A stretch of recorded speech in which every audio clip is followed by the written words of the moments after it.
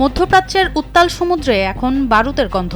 Iran ও সশস্ত্র গোষ্ঠীর মুহুর্মুহু হামলায় টালমাটাল ইসরায়েল। এরই মধ্যে আবার যুক্তরাষ্ট্রকে চরম হুঁশিয়ারি দিয়েছে তেহরান। ক্ষেপণাস্ত্রের নাগালে আসা মাত্রই মার্কিন রণতরীকে ধুলোয় মিশিয়ে দেওয়া হবে বলে সাফ জানিয়ে দিয়েছে ইরান। তবে এই লড়াই কেবল রণকৌশল নয়, বরং ধ্বংস হওয়া ইরানি জাহাজ ডেনার শহীদ নাবিকদের রক্তঋণ শোধের এক ভয়ঙ্কর সংকল্প।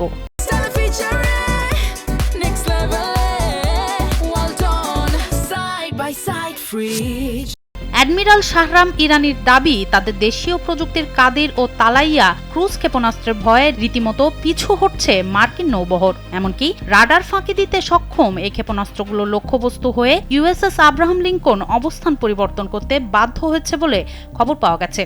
শুধু তাই নয়, ভারত মহাসাগরে থাকা মার্কিন লক্ষ্যবস্তু গুড়িয়ে দিতে ইরান ব্যবহার করছে দূরপাল্লার গদর 380 ব্যালিস্টিক ক্ষেপণাস্ত্র। পারস্য উপসাগর থেকে ওমান সাগর, পুরো অঞ্চল এখন ইরানের রিয়েল টাইম নজরদারিতে।